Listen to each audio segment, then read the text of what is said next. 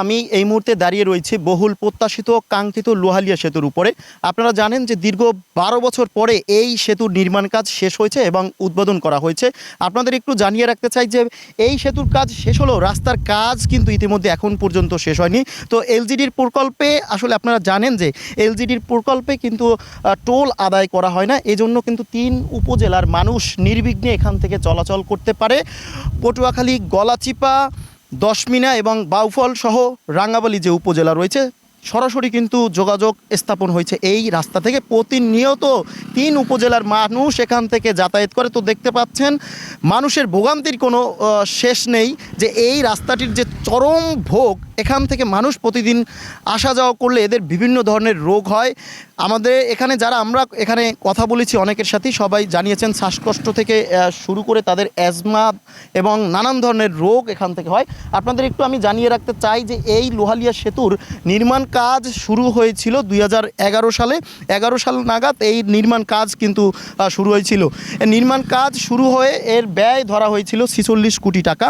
এরপরে ২০১৬ সালে এর কাজ স্থগিত করার কারণ হচ্ছে এই কাজে বাংলাদেশ নৌ মন্ত্রণালয়ের একটি আপত্তির কারণে, যে এর উচ্চতার আপত্তির কারণে এটি স্থগিত করে দেওয়া হয়। এরপরে আবার পুনরায় বোর্ড বসিয়ে আবার এই সেতুর কাজ শুরু হয়, যা শেষ করা হয়েছিল। এই সেতুর কাজ শেষ করা হয়েছিল ২০২৩ সালের জুলাইয়ে এর কাজ কিন্তু শেষ করা হয়। ব্রিজ কিন্তু সম্পূর্ণরূপে কাজ শেষ করা হয়েছিল, কিন্তু রাস্তার কাজ এখন পর্যন্ত শেষ হয়নি। তো দেখছেন মানুষের ভোগান্তির কোনো শেষ নেই।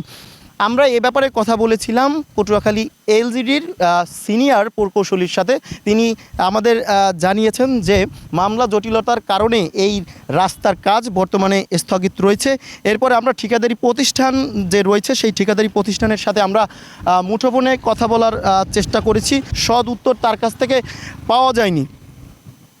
তো ইউনুস অ্যান্ড ব্রাদার্স যে ঠিকাদারি প্রতিষ্ঠান রয়েছে, আমরা বারবার তাকে ফোন করলেও তার কাছ থেকে কোনো সদ উত্তর কিন্তু এখন পর্যন্ত আমরা পাইনি।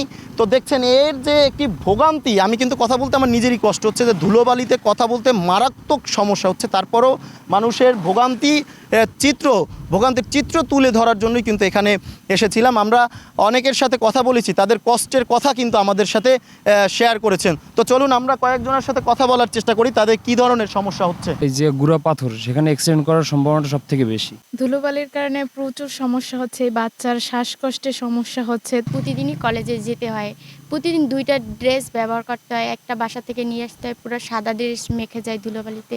ধুলে আমাদের অনেক সমস্যা হইতেছে, অনেকের অনেক অসুস্থ হয়ে পড়ছে, শ্বাসকষ্ট বেরিয়ে গেছে।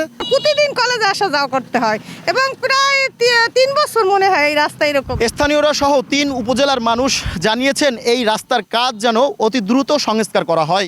এই ছিল আমার কাছে পটুয়াখালী লোহালিয়া ব্রিজ থেকে সর্বশেষ খবর।